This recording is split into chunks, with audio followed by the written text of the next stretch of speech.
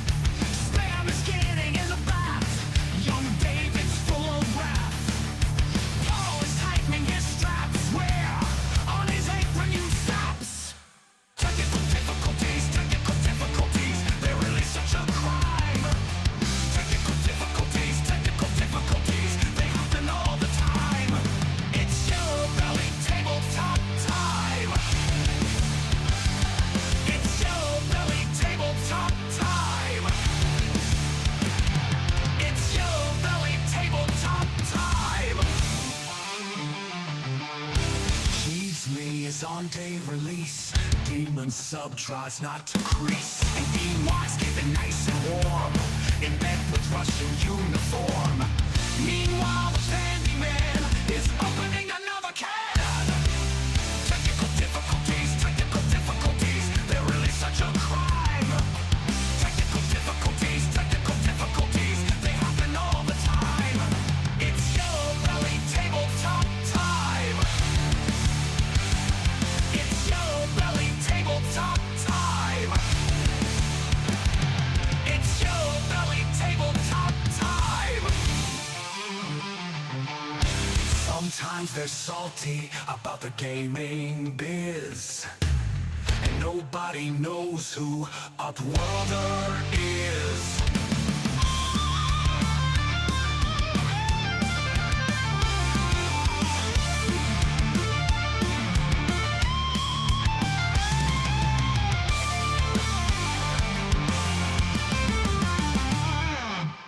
Technical difficulties, they're really such a crime. Technical difficulties, they happen all the time. It's Yellow Belly Tabletop time. It's Yellow Belly Tabletop time. It's Yellow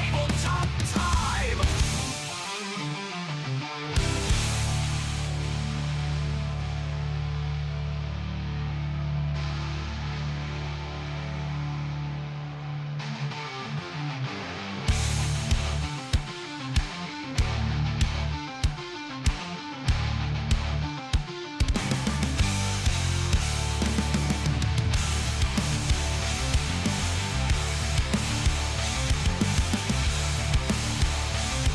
It's Yellow Belly Tabletop time.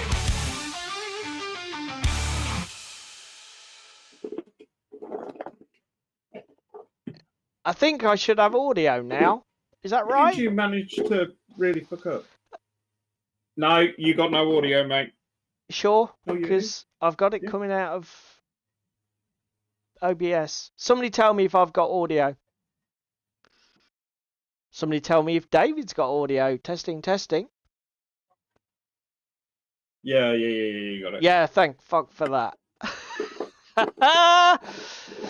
Ah, fuck's sake. For anybody who's interested, Advanced Scene Switcher, the plugin for OBS, is dog and shit in equal No, it's not parts. dog shit if you have a very distinct threshold limit No, between it's good and fuck bad. off. It's just shit. that it's shit for music. It is shit. I mean, the most basic fucking operation. When media source ends, switch scene. Can't do that. When volume drops in last 5 seconds, switch scene. Oh yeah, well we're going to switch scene in the first 10 seconds. No, I've specifically put in the macro in the last 5 seconds. No, no, Yeah, but no, no, no, no, no, not doing that. Well, don't then. See if I give a shit. Ah, right. ooh, Oh, cruel. I tell you what, if you're watching this later, Tim, and you are super familiar with the OBS, in fact, yeah, you have a transition at the end of your intro loop, don't you? Do you know what? Entertain the crowds. I'm going to message Tim on Discord. I've got to dance and do a Yeah, jig. Are you you can. fucking kidding me? No, Right be, now, boys and girls. be a Same fucking time, dancing different monkey. week. We're gonna do what we usually do on this show. So to begin with, me and Paul are going to fill you in with what we are doing this evening. Then, following on from that, we'll probably have a little bit of a discussion about what we got up to at club this week. Sundance. Sorry to disappoint all. It was a collab game, so we will only be reporting on one game this week. Then we'll probably have a bit of a catch up with the hobby news, the gaming news, the what's going down in the industry right now. And then at 9 o'clock, we're going to approach the topic of death spirals in the hobby and whether we need to take back control. So that's where we're at this evening, boys and girls. Now, Paul, Now then.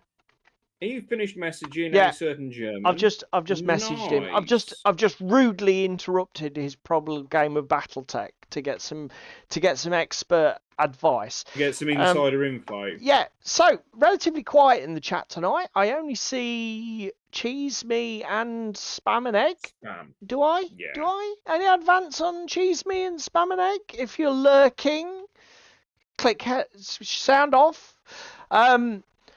Yeah, so good evening to you guys. It's a bit near the old Christmas, isn't it? Is that what everybody's got better things to do? Right. Well, Everybody's probably out Christmas shopping because it's late nights on Thursday, isn't it? That's true. If you have, yeah. Sadly, I'm super organised. Sound off if you like you got a pair. Yeah, do it now. Yeah, I'm super organised. All my Christmas shopping's done. So, yeah. So, do you want to go first, mate? If we get things rolling with what we're going to be working on. Come on down to the Come desk. on down. Hello, Damon. Oh, please.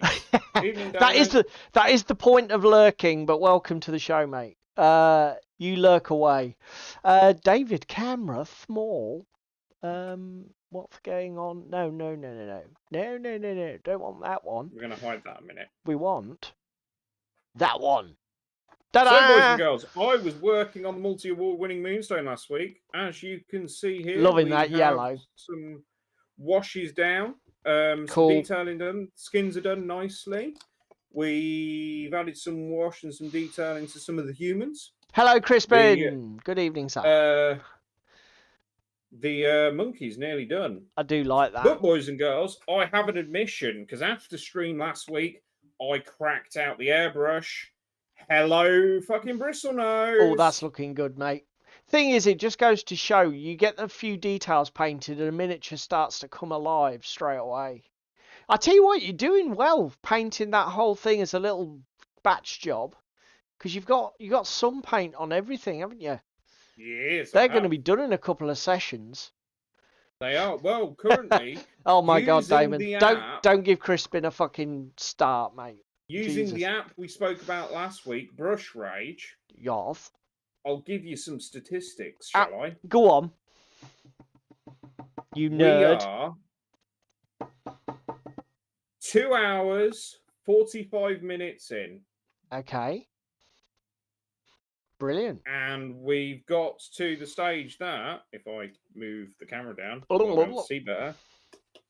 We've got a orange, not Swiggy Swooty, Crusty Balboa.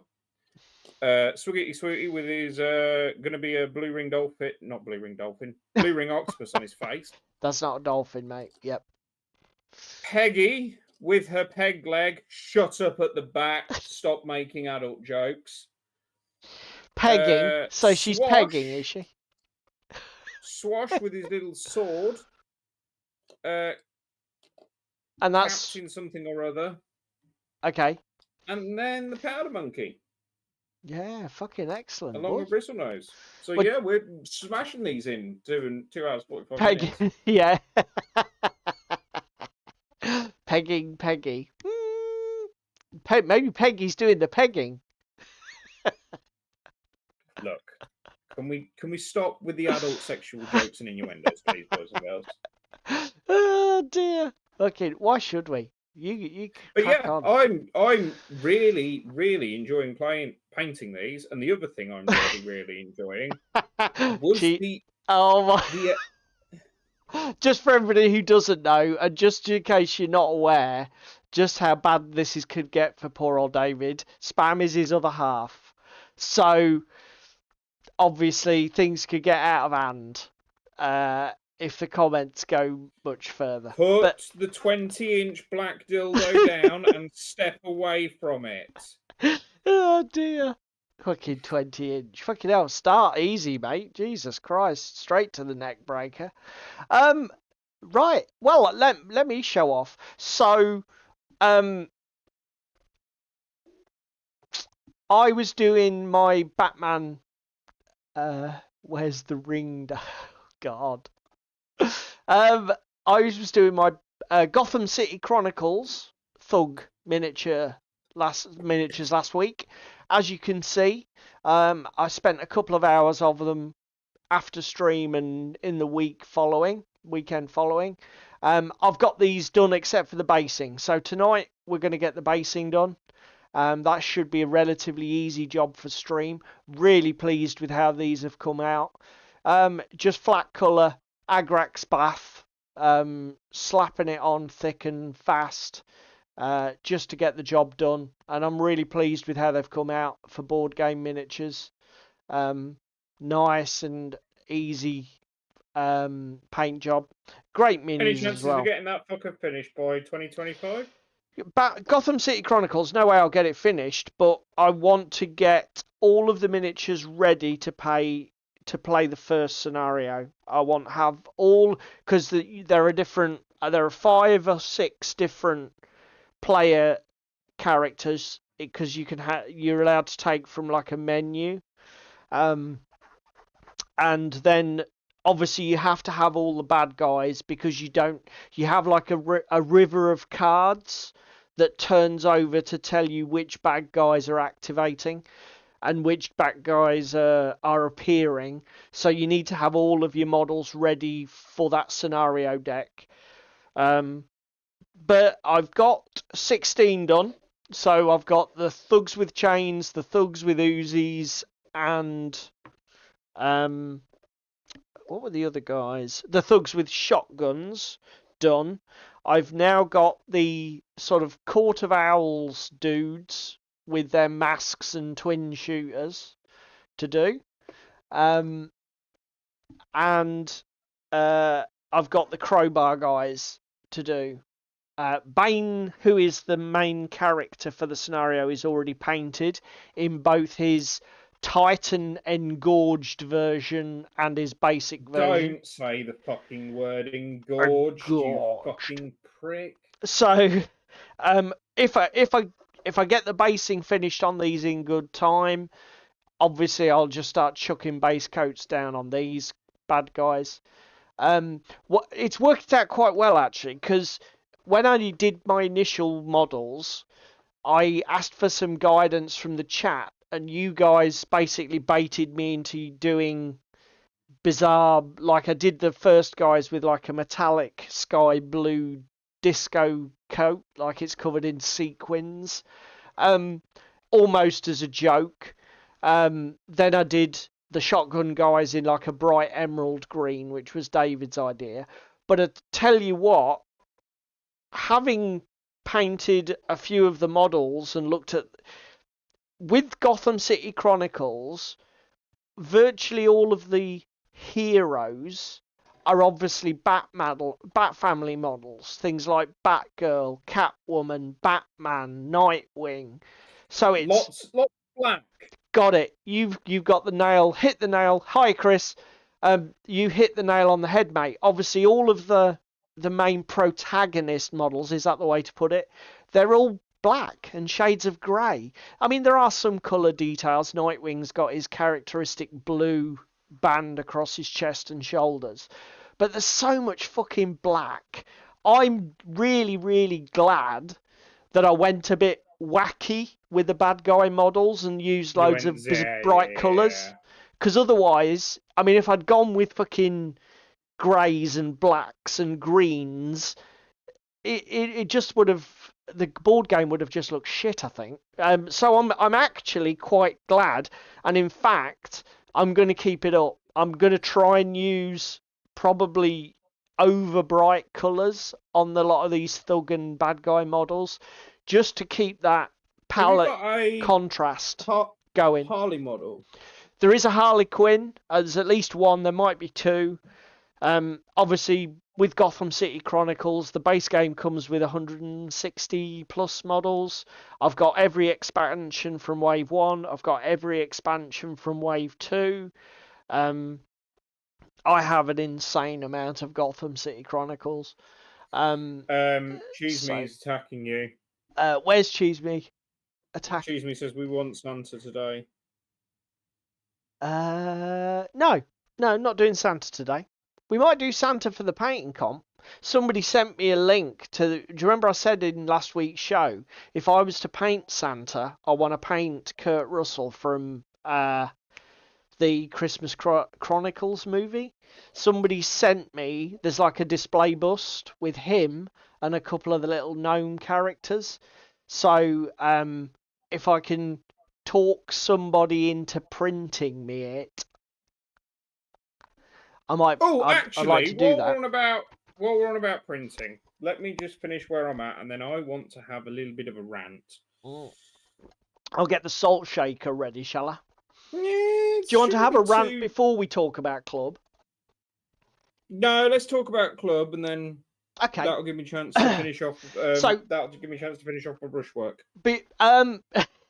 Before we move on, obviously this is a hobby stream. We're here for a couple of hours, so if you're going to be working on anything, stick it in the chat. If you're catching us later on YouTube, stick it in the comments. Tell us what you were working on, what you managed to get done in the 2 hours you were with us. Because I like that. I like to think that while we're blathering bollocks in the background, people are using their time productively, and we're doing our bit for the community by getting people to care in the community. No, we're receiving care in the community, not giving care in the community, mate. We're doing our bit and getting people to get through their backlog. So, did you say Monday night was club night? David and I. Cheese me's a bit skeptical. I'm sure you have your moments, Cheese me. But you can feel free to correct me in the comments. So we were back on our Frostgrave campaign. I think the scenario is King of the Hill, or was King of the Hill. I didn't get any pictures, sadly, but you've seen loads of photographs of our Club Frostgrave terrain. The table hasn't changed much. No, let's be honest. The most interesting thing about the table, though, was when reality cracked, it became a fucking pyramid. Yeah, which was such a clever idea. Basically, in this scenario is out of the Red King campaign, for those of you who don't know, which is one of the campaign supplements for Frostgrave. And during those games, if you roll a certain number on your initiative dice, any of the players participate. If they roll a trigger number, then reality cracks and something weird happens to the table. In this scenario, the 2-dimensional flat table erupted into a 4-dimensional pyramid. A 3-dimensional pyramid. It didn't go through time and space, dickhead. Yeah. And the way we represented that on the table was just to stretch 2 long pieces of string across the diagonals of the 3x3 mat. Obviously, where the strings intersected was the apex or tip of the pyramid, and then each of the triangles that was formed was one of the faces of the pyramid. So basically, the strings acted like an angle, so they broke line of sight, because obviously anything on the other side of the string was actually in a completely different plane of On a completely different plane. physical. And it was such a clever idea. It was quite a cool scenario because we were able to use the change of the table layout to manipulate the monsters to actually gain a bit of an advantage. And I would say it's one of the softer scenarios we've had in that campaign, because it's been pretty brutal as campaigns go. We've been playing it basically entirely fully cooperatively with 3 different wizard gangs. But next time, oh my god. Yeah, the next, even because not only did the pyramid sort of form, but there was a big bad guy spawned at the top of the pyramid. Well, he but was dead by turn I was going to 3 say, due to some dubious shooting. we just smacked his face and got rid of him. It was really cool. And after a really shaky start in the campaign, I managed to get a load of treasures off.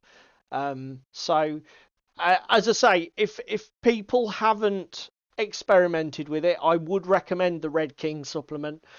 There is loads in it.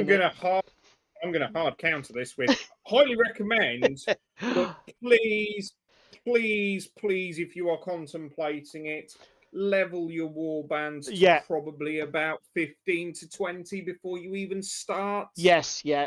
And to be fair, it does say that it has a warning at the beginning of the campaign that it's designed for high level wizards, and you shouldn't be bringing level 1 warbands to this stuff, because the sort of stock monsters in each scenario are pretty fucking hard. Hence the reason the first 2 or 3 missions we got our asses kicked. We entered with level 0. Yeah. So yeah, it says that in the book, and it means it. Best follow the advice that's given. So that's what, and obviously that's it. We both did the same. There was me, David, and Ricky all in that game. We've got 2 full scenarios to go. So we'll keep you posted. We haven't got 3. Have we got 3? I thought that was 10. Or was it 9? I've lost track. That was 9, I'm fairly sure. Okay, fine. I'm fairly sure we said we've booked till March for it, haven't we? Yeah, that makes sense then, yeah. So, because we've done December's, January, February, March, yeah. So, yeah, we'll keep you posted as to how the campaign goes. But, yeah, that was it. That's Club. We hope you all had a good week of gaming. Now Question. Then. Yeah, go on. What are boys and girls wishing for Christmas on their hobby list? Throw that out in the chats and the comments. See if me and Paul have missed anything. Yeah, so that is a good shout, actually. If you want our little call to action, shall we call the call to action for the video? Put in the comments what's on your wish list for Christmas, or what you're planning to, or what you're hoping Santa brings you. Or if you've already got it and know what you're getting, let us know. What about you guys in chat? Are you getting anything hobby related for Christmas? And if so, what? Let us know. Right. Time for David to be salty. Oh, Christ. Here we go. So, I'm halfway through doing a commission. Come down to my webcam. Come down to his webcam, he says. Content display. David. Ching. Boom.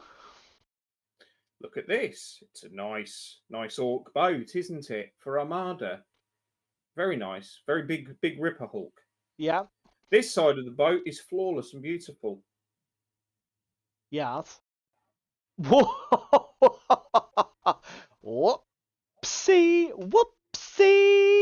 This side failed beyond belief. Yeah, so that's... what happened, What boys and the girls? fuck, man? My printer decided it didn't like the plastic at the bottom of my printer anymore and punched a little hole which fuck. liquid resin then decided to weep out of. What you are seeing there is the shadow of the liquid resin that leaks through the vat onto the screen of the printer. But now I do have an extra large Ripper Hulk to smash up and make into a nice terrain piece. Yeah, you could turn that into a wreck or do something constructive with it, can't you? Yes, so it's Okay. not all wasted and it's not all doom and gloom, but for fuck's sake, Elegoo. Angzar Arts. That's what happens when they get into the rump. I don't think... 32 bolts, 14 bolts, and 4 bolts. What's that? Ayashakos. 46, 50. 50 bolts to change a piece of plastic is a little excessive. Yeah, I remember you saying about this bollocks. This just absolute nightmare. So just that was what printer Tuesday. have you got so that everybody knows? Saturn 4 Ultra. Okay, and you had to take 50 bolts out to change your FEP film. Yeah, bear with me and I'll show you what I had to do. 50, did you say, or 15? 50. Okay. Jesus. If you come down to the webcam. Yeah, you're on again. These are just locating ones in the corner. There's 4 of them. Then there's all these that hold the frame to the bottom of the tank. And then... So was there about 12 of those? 1, 2, 3, 4, 5, 6, 7, 8, 9, 10, 11, 12 of those, yeah. And then you see these 2 little ones. They're actually holding 2 black bits together because the plastic goes between them to hold the resin in. So there's like an inner frame. Yeah. Fuck's sake, was man. Excessive. Crispin's asking, did you get the one with the Wi-Fi? Yes, I did. Yeah. And the other thing I will say... Yeah, he did, Crispin. When the Elegoo advert and the instructional tutorial states you need a piece of foam that is 80 by 80 by 8 mil thick to change said FEP piece of plastic. Right. Why the fuck don't you include that as a tool in the box? Yeah, that is a bit specific. Pennies. Just me? Because the other thing is, there's an interesting side to this. So for people who don't know, David's been doing... Yeah. How long have you been 3D printing now? You can come away from my webcam. FDM since 2017, resin since 2019. Yeah. So, and you got pretty obsessive about island hunting on your STLs, didn't you? Precisely for this reason, because he wanted to reduce the risk that a rogue piece of resin would punch through the FEP if it was, if the plate came down on it. So you were a voracious island hunter on all of your files. But since you got this new one, all that's had to stop, hasn't it? Yes, because I can't use the pieces of software that I used to use to island hunt. Crispin says bottle cap would work. What do you mean by that, Crispin? Use a bottle cap instead of a piece of foam. Oh, I see. Okay, I get right. Because I'm utterly ignorant of this 3D printing malarkey. So, okay, I see what you mean now. Yes. But yeah, I used to be a voracious island hunter, but they took my tools away, and now I can't hunt islands. So now I have to deal with undoing 50 bolts, which took me an hour. Yeah, but I did Oh, and the other thing, Elegoo. I know. Speaking directly to Elegoo now.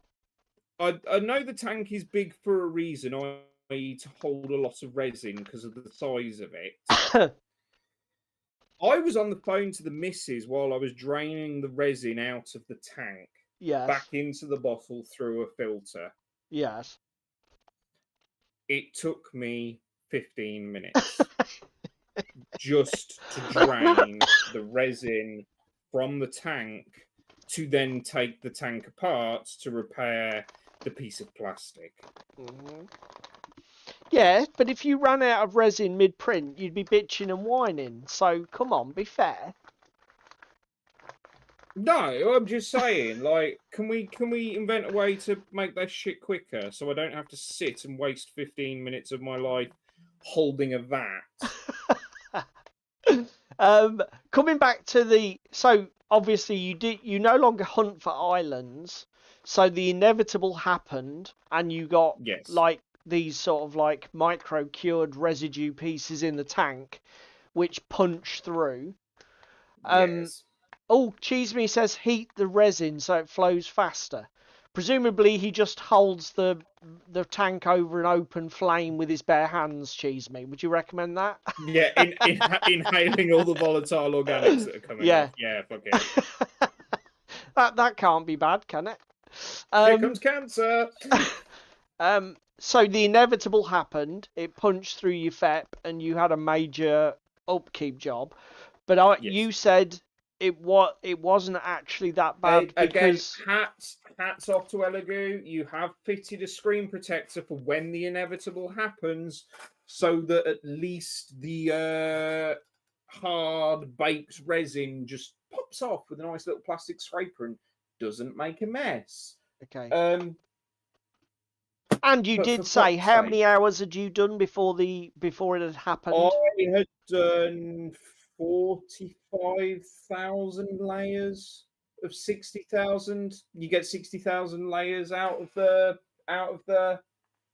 FEP. So do you think it was fair?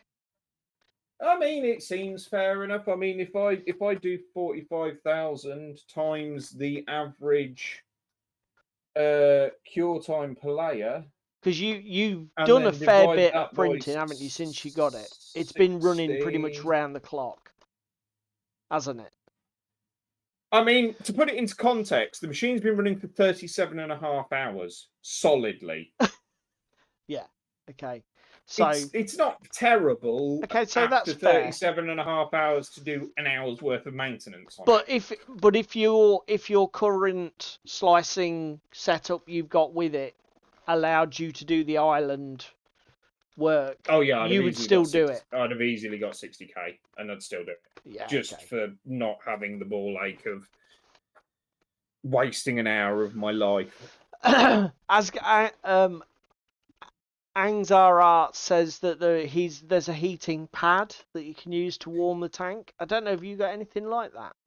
Obviously. I mean, the best I've had lately, because I have had a temperature-related cure issue, is my resin sits right next door to my FDM. So I just turn the FDM on, and the FDM then heats the room for me. It's awesome. Okay.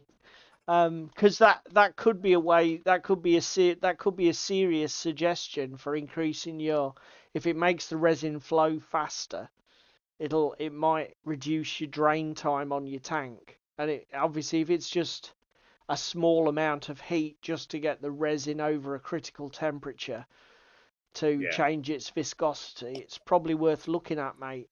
Because you could probably get a little USB heated pad. Because you can get coffee cup warmers and all sorts of things, can't you?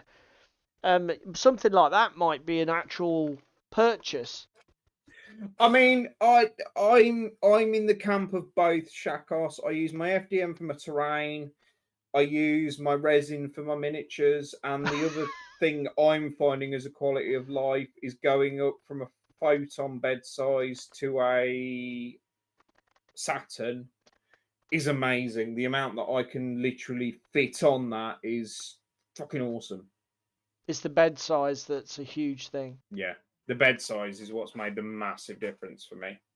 I can fit double the amount of stuff on, and the cure time is what, a third?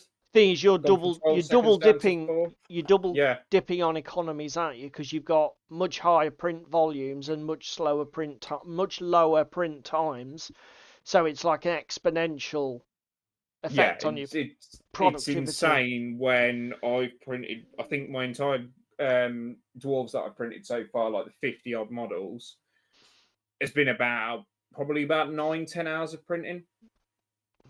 I would have probably got about 10 dwarves in 6 hours with the old printer. Yeah. So it's mental. So it's like difference. 6 times faster. 10 hours instead of 60. That's Yeah. crazy. Right. Shall we do the news? Yeah, there isn't much really this week. Damn it. Let's see what we've got. Web browser. We won't do that one first. We'll do that one later. So this is a bit of a weird one. I've never I don't know, you know what YouTube's like. I don't know why this came up in my feed, but it actually ended up being quite a good video. So this channel is Did it? Golden State Gaming. Glory of Golden State Gaming. I don't know if that's anything to do with San Francisco. As I say, never seen this guy before, never seen a video of his before. From what I can tell, he's quite a proponent of the Ninth Age War, which is like, obviously, little brief history lesson. Games Workshop used to do Warhammer Fantasy Battles. They did it for 8 editions, then they killed it because it wasn't doing what they wanted as a main product line. So they replaced it with Age of Sigmar. Hang on, they murdered a sacred cow. Yes, they did. Obviously, when they did that, because they cast Revivify on that motherfucker. Yeah, after they did that, the fan community basically splintered into these groups that tried to produce inheritor products or successor products for Warhammer Fantasy Battles. Ninth Age was one of them. I'll be honest, I've not played it. But this guy, I think, is quite a proponent of Ninth Age. What's this? Matt Angsanart says why? Because gamers don't even have enough control to stop adding to a giant pile of grain, much less do a boycott. Yeah, I mean, boycotts, though, who do they benefit? I mean, I don't think even I would advocate boycotting GW for the sake of it. I would just do what you want, and I don't really buy their stuff. No, it's not Kings, Shakos. And I'll be honest, it didn't tempt me. I think I did look at it because I was a fan of fantasy back in there. But I was quite happy to just keep playing 8th edition. I'm afraid I'm one of these people that even when a game system comes to an end, it's like I still play Mordheim. Okay, it was what it was. It wasn't the best system. It wasn't the most balanced system. It did have its issues. Armor was overpriced and pretty much fucking useless. Whatever, we won't get into all that. But I don't worry about that sort of shit anymore. I'm too fucking old, man. Anyway, Ninth Age was a successor to Fantasy. And to be fair, I think the guys that did it have continued to do it. And I think it's on its 3rd revision or whatever. It's quite a big sub-community of the Warhammer-like gamers. And this guy basically does a video because I think he's now, because obviously Games Workshop have gone back, like they did with Blood Bowl, they've breathed life into the corpse, and they've gone back with Warhammer the Old World. And this guy was basically saying he's liking the look of it, so he's going to get into it.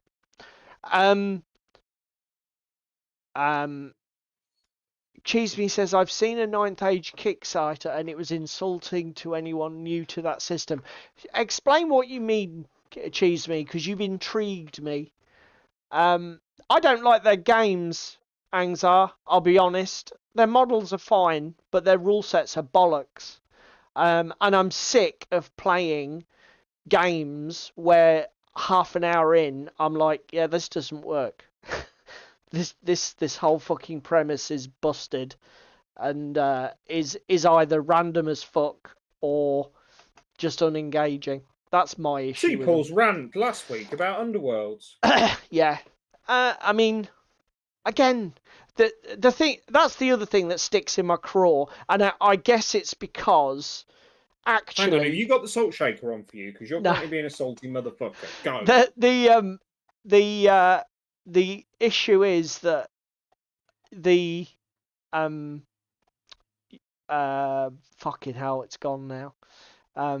I've been distracted. Yeah, I guess for most people, rules don't matter enough. That's the problem. I don't have a salt shaker for me on this one, on this screen. Dun, dun, dun, massive oversight. So Just yeah, put it on me, and then I'll just flick it in you your just general sort of flick it at direction. me. Yeah. Anyway, this video basically ends up being a comparison of Ninth Age versus of Warhammer Old World. And it's quite well thought out, and it's quite well done. He's quite balanced in his conclusions. He says that, I mean, to give you the TLDR version, if you like story, eccentricity, and just that nostalgia that is Warhammer Fantasy Battle, Old World is for you.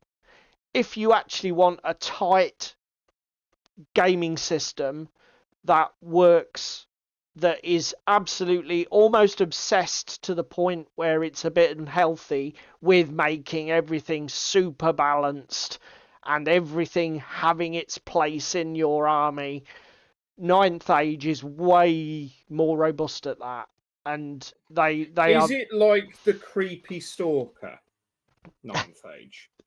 the creepy stalker. What the fuck It's does got that a little. It's got a little shrine dedicated to the perfect Yeah, image yeah. of a Yeah, rank and flank war yeah, team. yeah. It is. Yeah, one might be certainly the picture he's painting is. It's like it is a little bit. Yeah. I tell you what. That's the tome. Considering it's a free game, the PDF's a fucking weighty tome. It's several hundred pages of rules. It's a real fucking. But then again, I think this is the issue with the game. They want every possible conceivable edge case ruled on and investigated Explained. for balance issues. And yeah, yes, I can totally see where you're coming from. Funnily enough, Cheese Me, that is one of the things I would say is wrong with Infinity. Because David and I were having this conversation, and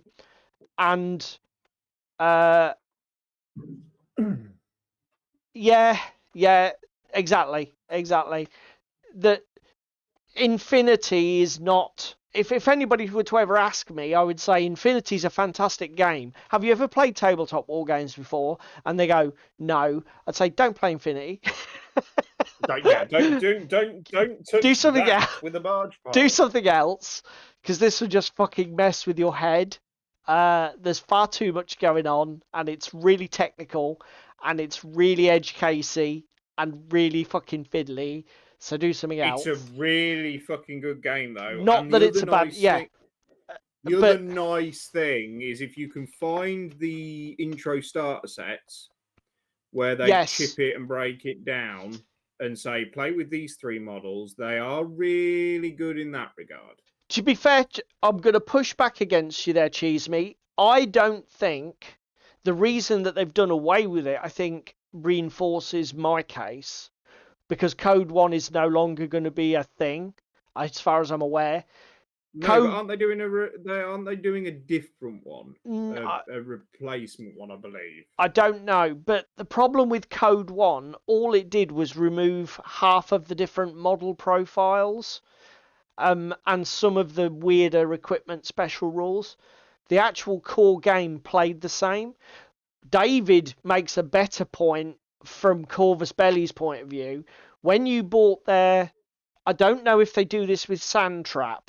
The one I had was. Yes, they do, I believe. The one I did was Red Veil, which was the Eugene Hackerslam one.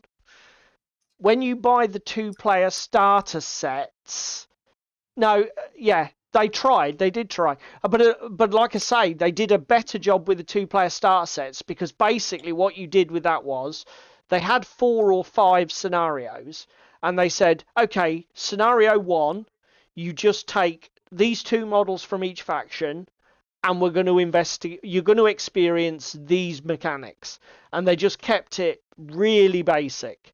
So you learn how to move, you learn how to do an ARO, you learn how to generate your order pool, spend your orders, and then each of the 5 scenarios in the set, they just put, and now we're going to add this, and now we're going to add this, and that sort of stepwise learning was really good. May I make a suggestion? Definitely, mate. Yeah. Get yourself a Paul, because Paul is a genius when it comes to Infinity armies, particularly for looking at boxes and options and what's worth buying. Because you've done that with both of my starters, and Luke's Nomads made quite a good list, and Alex's Hack Islam. I'm gonna say I'm not gonna take any credit for this. I learned all of my Infinity tech from Ash Barker over at GMG, Guerrilla Miniature Games. If you search for Ash Barker, did a podcast series. These were not videos, they were podcasts. They are on YouTube as well as on Spotify. And he basically just covers all of the little subtleties of building armies with Infinity and that sort of shit. He does faction breakdowns. They are an absolute goldmine. But my broad takeaway for people who want to be good at Infinity is Infinity is probably the closest thing to modern warfare's combined arms sensibility, in that you need to bring a tool for every job. Okay? If you try to focus on something to break it or make a weird combo, you run the risk that somebody can just basically push your entire army over by using something that you haven't covered for. Okay? So, more than any other game out there, you need to think about what happens if he comes at me with a really powerful close combat piece. What do I do if he's got disguised infiltrators? What do I do if he's got really powerful hacking? What do I do if he's got like some heavy weapons with long range? You need, because of the way the game plays, you have a combined order pool of 15 orders. You can spend those orders on any model you want. So if your opponent presents you a puzzle and it's like, okay, that hacker needs to die first, you can put all of your 10 orders for your main group into the answer for that model until it's gone. Then you can move on to the next step of your plan. So whereas in a classic war game, every piece gets to act once, Infinity throws that out the door, and you get 15 orders to spend on the tool that you want to solve the puzzle that you've got. Just keep your eye on the clock, though, because it's only a 3-turn game. Yeah. I mean, that's precisely, Cheese Me, why I would not recommend it as a first war game for anybody. Because it does everything so differently to any other war game system I can think of. If you started with it, not only will you... Because the other problem with Infinity is this. I have never met anyone or taught anyone Infinity who didn't lose their first, say, 4 games badly. As in, they were fucking destroyed. It is extremely difficult to even achieve what I would call satisfactory competency with the game. Unless I'm, just a bad teacher. But I don't get me wrong, people tend to stick with it, and I've got at least 3 or 4 people who I've taken by the hand, and they now think this is a good game. But you've got to have that. You will lose badly. You will lose so badly in your first few games, and you will not know why you lost. Well, I think the best is, I think you've described it before. You played, what, 8, 9, 10 games of Infinity? Yeah. And then suddenly it clicked. Yeah. Suddenly it was, oh, this is what I'm meant to be doing. Yeah. Yeah. Because, and again, it was much harder for me because I'd played a lot of other game systems and I just didn't get it. I didn't get the concept that, do you see those 5 men standing in the corner of the table there? They're nothing but order counters. You don't even need those 5 models. Leave them there. They don't do anything. They just bring orders. Because that's not what we need right now. And I wasn't used to that in a war game. I'm used to, oh, I've got all these assets. How do I milk every asset for its value? Blah, blah, blah. Doesn't work that way. Not in Infinity. So I would recommend this video. As I say, whether the guy's channel's any good, I think he mostly does battle reports for 9th Age. He's obviously going to be doing Warhammer Old World. So if you're into those sort of games, might be worth checking him out. But as I say, as one of these, as a talking head comparison video with some, you know, because again, he structured his comparison really well. I liked it. It was a good video. And it wasn't overly critical of GW, but it did sort of like, it gave fair criticism to both sides, really, where it was due. I still pretty much watch everything Lords of War do every week. This was another great little video by them, because they basically discussed, because they run a hobby shop. Hey, what a shock. They discussed what they want as hobby retailers, what they want from small companies so that they feel confident they can stock their products. And it's just, I've watched so much YouTube now that I like stuff that's got a little bit of a different slant. I've always liked, again, this might be a personal thing. It's like, I can remember when I first started watching Beasts of War, as it was then, not on Tabletop. My favourite weekenders were the ones where Warren basically did a 1-hour fucking monologue on some aspect of the industry, whether that be, you know, the Games Workshop, game design, retail, whatever. I've always enjoyed this.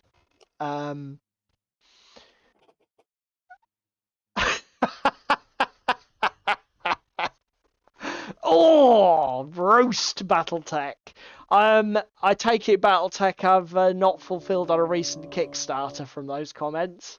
Oh, well, I hope you get your stuff, Shakos. I don't know. I mean, is it at all in question? Are people getting nervous? Because I think the company that does BattleTech's got quite a good rep, hasn't it? Have people got twitchy eyes? Yeah. Yeah, I hope you do get your shit. But anyway, this is a great little video. Oh my god. So it's a whole thing, is it? Cheese me. Question: Okay. have you at least had some updates? Yeah, Is that just salt being poured into an open wound? Yeah, are they now? actually telling people what to expect, or is it like, no, this is now gone? What was the Kickstarter for? Was it new factions, new miniatures? What? Tell us in the chat. Catalyst managed. Oh my god. Hello, Ewok. Catalyst Game Labs have shared history of not delivering and owners stealing. Oh shit. Well, that's bad then. That's bad. I didn't realise that was a thing. They said a few weeks ago that the EU would be getting emails, only for them to tell a few weeks later that it was stuck at customs. Where at customs? What customs? Which customs? UK or somewhere random in the EU? Presumably it's coming from the Far East for manufacturing, is it? Or are they actually using European manufacturing? That seems unlikely. Nobody does that anymore. You could have got 3 copies. Right, Oh, okay. You would like to know. Yeah, fucking hell. Okay, mate. Well, I hope you get... I don't know how much you're in the hole for in terms of money. Again, I have to say, I consider myself blessed. I have never backed a Kickstarter that failed. Some were very late, looking at you, Maladam. But they got there in the end. So I can't imagine what it's like, particularly if you've had a ton of money spent. That must be really fucking annoying. Okay, so you're confident you will get your stuff, Shakos, but yeah, It's just okay. a case of when, I guess, isn't it? Too honest, you are, Ewok. Ewok was saying he could have had 3 copies of the Shadowrun game, and I asked why. And he goes, because they messaged me twice saying, have we sent you anything? Yeah, fucking hell. At that point, I'd have just said no.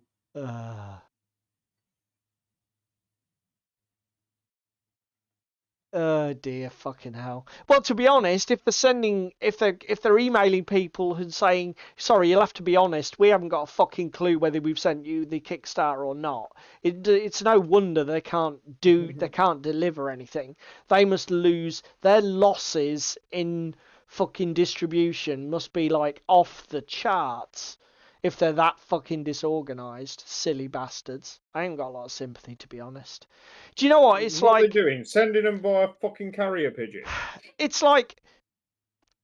It's bad enough when you plan a Kickstarter. If somebody's financially incompetent and they literally can't fund the Kickstarter because they're like, oh shit, all this stuff's really expensive, we didn't realise.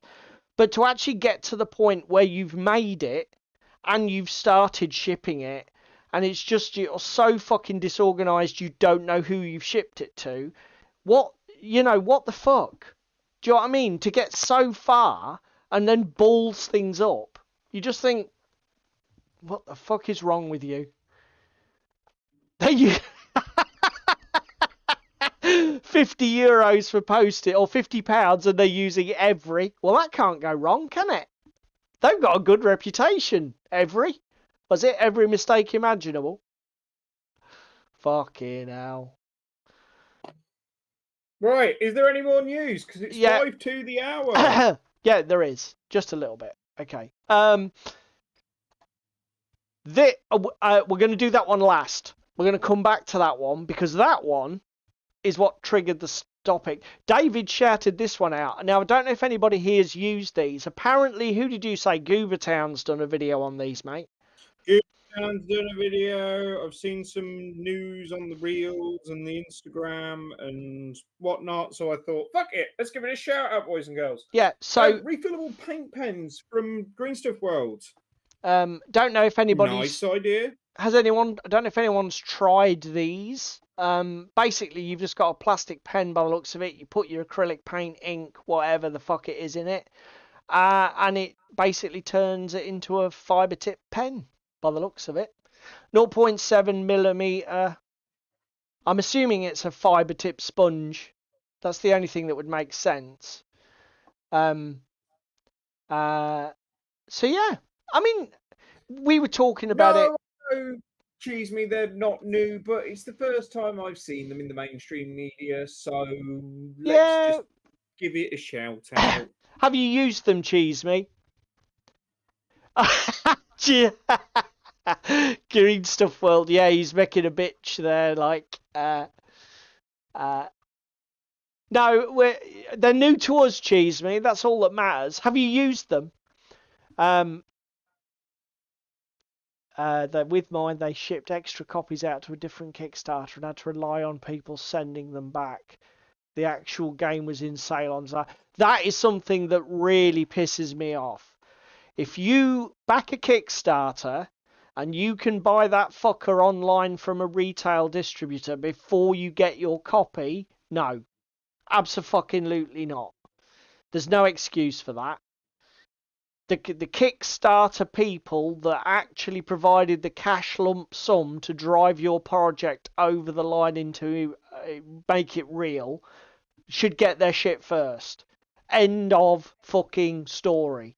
No debate, no argument. Do not pass go. Do not collect Yeah. £200. End of fucking story. Cheese Me's not used them before, and Shackle's £10 for 6 seems a bit steep. Yeah, possibly. But again, as we've just mentioned on the show, they'll be available from somewhere else for next to fuck all. Yeah, okay. Cheese Me's doesn't mind if retail gets it first. He wants it out there in the world. That's fair, sir. That's very generous spirited of you. I'm a mean spirited bastard, though. I want the fuckers. I suppose here's my take on it. If it's dispatched at the same time as the retail order is dispatched to the distributor, and it just happens to be fucking delayed because they're using a carrier pigeon to deliver it, fine. But as you say, some of the ones and some of the horror stories we've seen, it's been available for months from a retailer before they've even shipped the item, isn't it, mate? Yeah, I mean whatever. I mean, yeah, I just think that my I just want, as the first person to basically fund, I want my shit first. But then again, that's me. Paul wants his toys, and he wants his toys now. Yeah, that's. I mean, I'm much more relaxed about that, Ewok. I don't necessarily care if my Kickstarter version is blinged in some way, special in some way. I even think that all these fucking stretch goal things, it's all a bit overdone. I'm over it now. I've backed things like Gotham, because Gotham City Chronicles had like ridiculous extras. Fucking A Song of Ice and Fire had ridiculous stretch goals. They're nice. Mantic are the worst for it. Yeah, they're nice, but ultimately, half of them, it's like A Song of Ice and Fire was a good example. A lot of the stretch goal models never saw the final game that got released, and the reason being that the rules for them aren't very well thought out. So they're broken, or they're just not very good. And it's like, whatever. You know, it's just because the problem is it's shit then I won't use. I don't, free shit that's useless to me. That would have been better off. That time would have been better off being invested in something else. Do you know what I mean? Yeah. I mean, Shakos says Mantek do always deliver. That's fair. Yeah, I don't think we'd ever criticise him for that. Halo didn't. Molotov. Halo didn't go to Kickstarter, did it? What? Somebody said it did go to Kickstarter, so I'm assuming it did. We'll check out. If you're watching along later at the internet, there's a shout out for you in the chat. Molotov or Milotov pens, because these ones are out. Molotov, I mean, somebody says that I can't remember if it was Shakos said that £10 for 6 seems steep. It's less than £2 each, mate. It doesn't seem that steep to me. Maybe I just profligate and spend or waste too much money. Let me see if I can find these Milotov before we go on to the main topic, as it's now time. Because as I say, they are out of. Is it Milotov or Molotov? Molotov UK markers, acrylic refill. Oh, I tell you,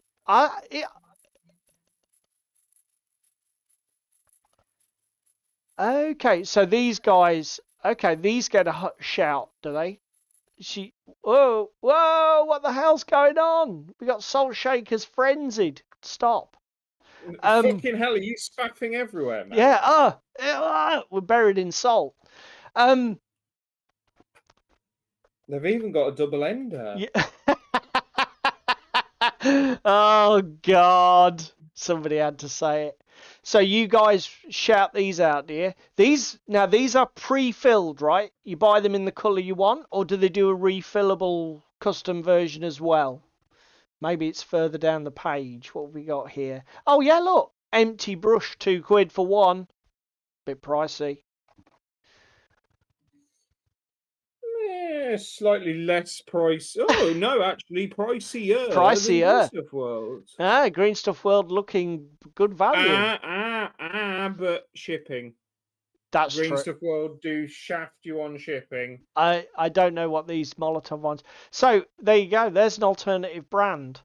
So did Shakos say he had used them? I don't know. I'm not paying attention. See, the Green Stuff one is a hobbying. 0.7mm nib, cheese me. I mean, admittedly, they're fibre, so I don't know how long it stays 0.7mm. Probably for the first 2 hours, and then it starts to, like, fucking soften and spread, I imagine. Maybe I'm being overly cynical. Matron. Apparently AK do them as well. Shakos uses the AK ones. Are they the same, fillable, mate? Or do they do pre-filled or what? Or do they do both? Can we stop with the innuendo, please? So that brings us to our last news story. 52 Miniatures did this video. How to Warhammer Detox. Okay. We're going on a spa day, boys and girls. Posca. Oh my God! Look at this! All the shout-outs. That's it. Looks like everybody's going to be using these pens now. Well, maybe I won't smoke my second pipe. Maybe I'll get down to some painting as we've got to the main topic o'clock, and I can now chill because I'm not button clicking every 5 minutes. So 52 Miniatures did a video, and although it says about going on a Warhammer detox, the whole premise is a little bit broader than that. Basically, what he's talking about is what we are going to talk about tonight, which is what 52 Miniatures found. Well, let's give you the full story. He plays Age of Sigmar. Yeah, exactly. Make it about Games Workshop and people will watch it, even though the bigger story is not necessarily about Games Workshop. Basically, he plays Age of Sigmar, so he completed his 2nd edition army, and then just in time for the 3rd edition to be released, and they basically made him starting his project from scratch, because half of his fucking models weren't right, or they changed the armies. Typical Games Workshop bollocks, right? So they did that to him. The bait and switch. And then I think they did the same again when 4th edition. He literally finished his army for 3rd edition, and then they launched 4th edition or whatever version of Age of Sigmar they're on. And the same thing happened again. Half of his Stormcast models are now no longer legal. They can't, blah, fucking blah, the usual shit. So he basically said, fuck you. I've had enough. And he decided to actually look elsewhere. So basically what the video is about is not about that Age of Sigmar stuff, but what it's about was he made a conscious effort to remove all Games Workshop from his YouTube feed, Instagram feed, Facebook feed. Every time he saw an advert or a video that was GW focused, he just put, I do not want to see this again, dislike, whatever media platform it was. And within a week or so, or 2 or 3 weeks, he managed to turn the volume right down on Games Workshop. And basically what he says in the video is he felt brilliant. He felt great because he felt like he was taking control of his hobby. To paraphrase a little bit, he was taking control back for his hobby and was able to focus his attention where he wanted to focus it. He'd got ownership back. Yeah. Instead of constantly being bombarded with all this fucking noise, effectively. And then he goes on to talk about Moonstone and Infinity and loads of other games that, as a result of being disillusioned with the mighty GW, he's finally decided to branch out and look elsewhere. Obviously, in terms of that, we're leagues ahead of him. We're already doing that. But yeah, the irony is not lost.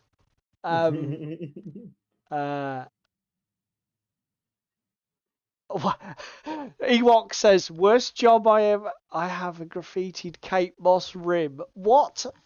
Ewok, what the fuck are you talking about? Or do I even...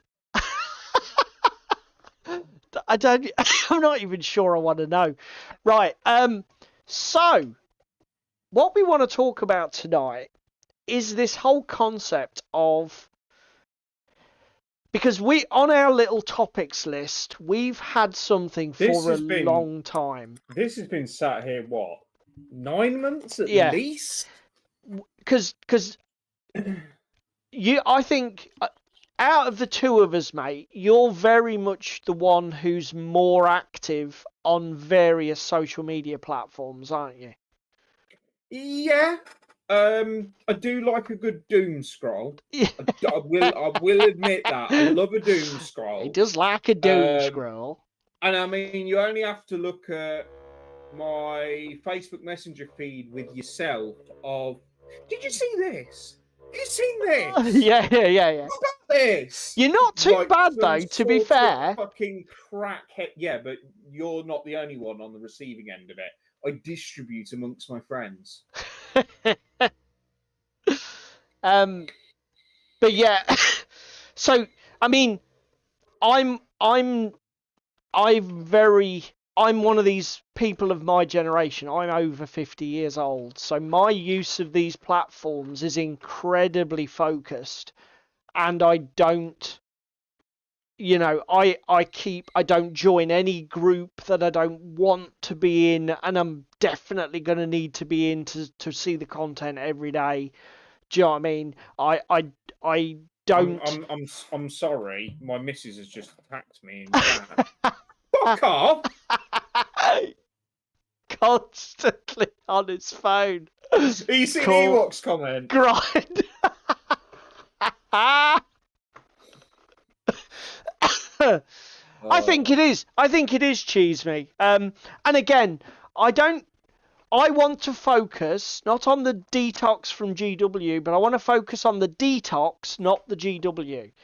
Because this is not about kicking a puppy. Again, we do that enough. Already down. We do that enough. Kicked him enough. Let's focus this in actually more on, as we say, a hobby should be something that you are passionate about. It should be something that you enjoy doing. Yeah. When you are having content for your hobby rammed down your throat like you are being waterboarded in a fucking terrorist cell. Good analogy. Maybe not the best or most conducive for your mental health to be waterboarded by all of that content, but we'll discuss this more in a second. I mean, let's discuss the whole why you would even want to consider detoxing. And I think the biggest reason that I can think of why you want to detox, I mean, again, why would you want to detoxify your hobby? David said it. It's because it's your fucking hobby. There can be no room for... I'll be honest, it's something that pisses me off a lot, is that if there's one space where I do not want any pressure, hard sell, angst, drama, It's my hobby. Do you know what I mean? Shakos, that is music to Spam's ears.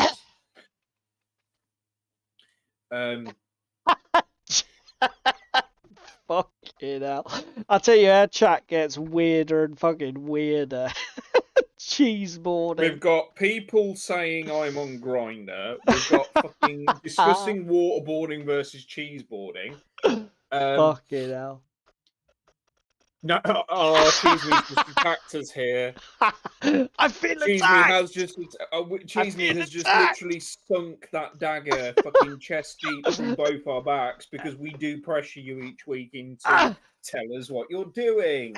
To Cheese Me. Yeah. But again, do you get what I mean? Yeah, I know entirely what you mean, mate, and I think people at home will know as well. And I think the thing is now, because we've become so more invested in a digital age, we're all more connected, we're all on social media, etc. It is harder to avoid. Like, there are so many different ways to consume content through different apps, platforms, and we're going to take a deep dive into these in a second.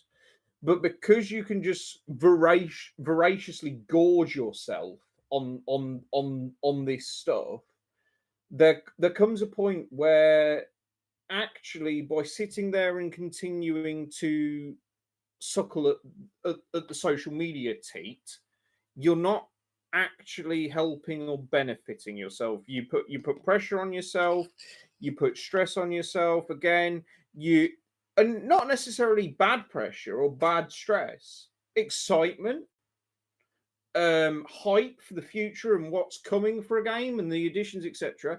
Not all of the pressure is bad, but there comes a point in most people's content career and hobby career, as in a consumption side of their career, the consumptions of it, that they say, well, enough is enough, I need to dial it back, etc., or control what I feed, control what I expose myself to. Yeah, you've just hit upon a, because I think this whole conversation revolves around key words, which, and the control word is the other one I was going to come to, which is like the primary way that you can avoid the toxicity, so, or even if you're there to detox, is, I think, the whole feeling of control, the whole feeling that you are making the decisions about where your attention goes.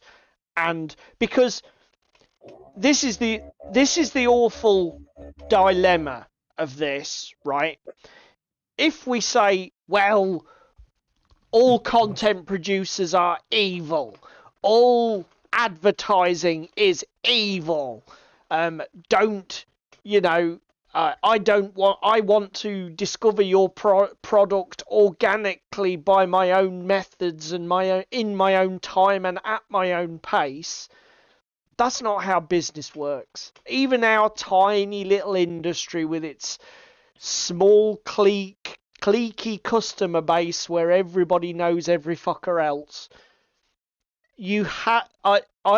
I'm not being unrealistic about this. I appreciate companies need to do a certain amount of promotion. Again, they need to expose themselves, not in an inappropriate way to people at the back, but they need to expose themselves and get out there. Yeah. Because at the end of the day, they are a business, and their intention is to make money from us. Yeah. And I want to get that out there on the table quick, which is, I'm not advocating any kind of extreme, and I'm not. We are not trying to be North Korea here. Yeah, and I'm not sort of like throwing shade on any company that, say, runs a banner ad on Tabletop or anything like that. It's like, I get it, but more what I'm sort of like trying to do is just take the lid slightly off the can of worms that can be the social media space, I think specifically.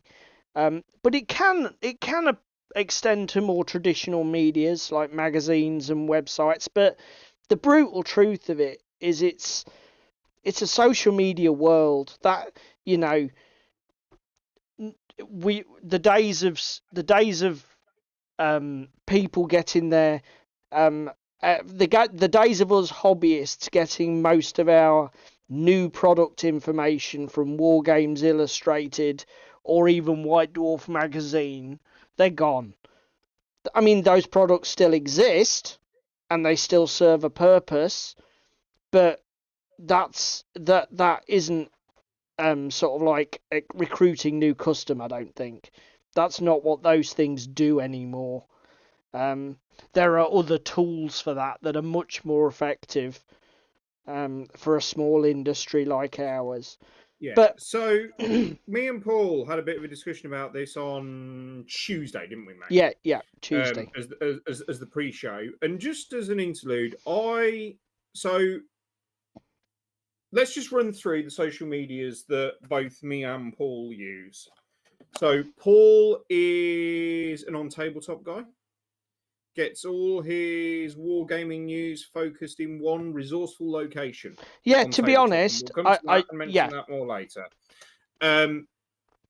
We both use Facebook to a degree. Yeah. I tend to get targeted more by ads on Facebook because I doom scroll. However, we are both members of Facebook groups relating to specific games we both enjoy. Yep. Carnivale, I'm in. Bolt Action, I'm in. I think they're the only two off the top of my head. But Guild Ball one? Oh, Guild Ball. I was. I think you're in the Guild Ball Traders one, aren't you? Yes, because I wanted to pick up stuff when it was out of print. So there's that. Instagram, you are fucking barely present on. Yeah, I barely look at it. Very rarely go on it. I will regularly sit and doom scroll on Instagram. It's quite an enjoyable pastime. So there's that. Then there's forums that neither of us really use. Not really. The only time I ever see a forum is if I'm Google searching something specific, because forums are sort of like the social media interaction of the previous generation. They're not really a thing that people use now. I think even the forums on the tabletop site aren't particularly busy anymore. Everybody uses Discord, I think. And then finally, the big one, Discord. Because we haven't mentioned Discord yet. Well, oh God, TMP. So Cheeseme's a fan of forums. I think what forums are great for, which Facebook and that isn't so great for, is they're great for cataloguing the very specific. So the like niche. Yeah, if there's a very specific question with a very specific answer, often a forum is the place to find it. Again, if you've got a question about rules interaction, it's probably already been discussed on a forum somewhere. Yeah. And because of the way they're catalogued, finding the information seems to be. We were having this conversation, Cheeseme. David, I think like you. I think Discord is a bitch for trying to find stuff when it's old. But David disagrees, because you said that you're quite snazzy with the old search tools. We'll come to this in a second. I can't think that there's any that we have missed there. I can say there's one that we've missed, and I would qualify it as social media, and we're on it now, and that's YouTube. What, the YouTubes? The YouTubes? Yeah.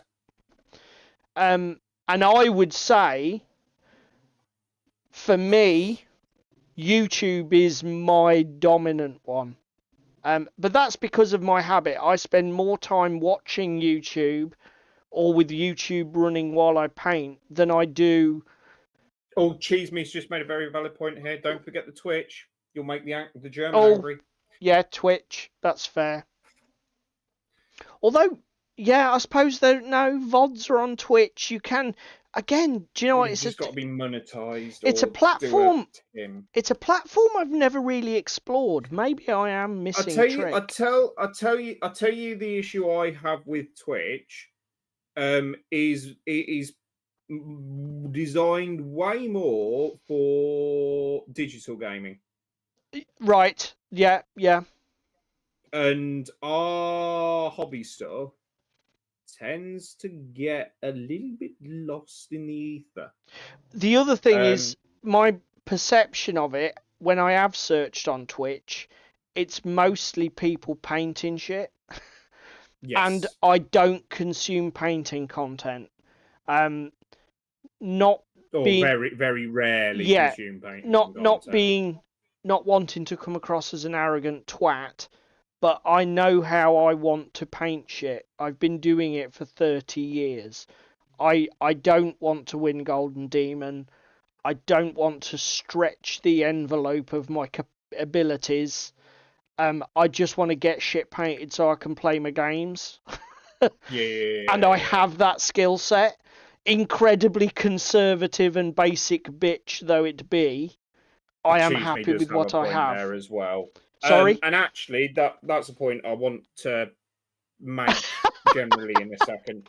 No, but genuinely, I have noticed since COVID, because I've been active on all the platforms since before COVID, the amount of shit that comes up recommended in my feed now of, and I don't want to throw shade here or sound gatekeepy or bitchy, but of pretty girls painting Warhammer, and then you click on their account before you follow them to go, okay, what are you into? What minis have you got, etc. And then you're greeted with a few miniature pictures, titty pictures for days, and links in bio to OnlyFans, Fansly, and fucking whatever other subscription platforms are available. Yeah. It's irritating because, again, some of these girls can paint. And that's not meant to sound bitchy and derogatory. Incredibly misogynistic and patronising. Yeah, before people get pitchforks and chase me down for the comment I just made. Oh, fucking hell. Here goes Spow. Fucking hell, I've just opened a can of worms with my other half, apparently. Well, don't go fucking crying to us. You opened it. What the hell were you thinking, man? I know what you mean, though. I can't stand that sort of fucking tokenism. It pisses me off. Again, do you know what? Ewoks just fucking cut your throat with his last comment. Why, what's he put? Exactly. After 30 years, you should know you want to paint it like Santa. I did see that. I did have a chuckle, but you were midstream, so I didn't want to chop you off. Yeah.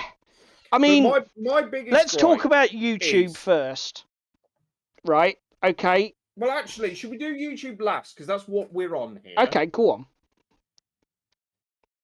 Instagram. While we were talking about this pre-stream, I've just had my tirade about fucking Instagram girls and internet girlies. But also Instagram. I sat discussing this with Paul, doom scrolling the internet as I do, and I tend to doom scroll on Instagram because I can while away time on there, just scrolling through the reel, clicking on stuff that interests me, giving it a like, giving it a share, whatever. Yeah. Fine. Handy dandy. And again, the save functionality on Instagram is really nice that I can bookmark stuff and put it in different folders, etc. I've got stuff related to holiday and stuff related to my hobby and stuff related to Christmas presents. There's loads of stuff that I've got on there on the algorithm. But while I was doom scrolling on Tuesday night, I scrolled through 15 posts, just 15 pictures or videos or whatever. And this was in your feed, your recommended This is in my feed. Yeah. Of those 15, 5 of them were adverts. It was literally advert, 3 other posts, advert, 3 other posts, Yeah. advert. And all of those adverts were related to something miniature wargaming. Now, yes, it's what I'm into. It's what I spend a lot of my time scrolling through Instagram looking at. It's what I search for on Facebook, etc. And the fact that Facebook and Instagram and everything are connected, fine, whatever.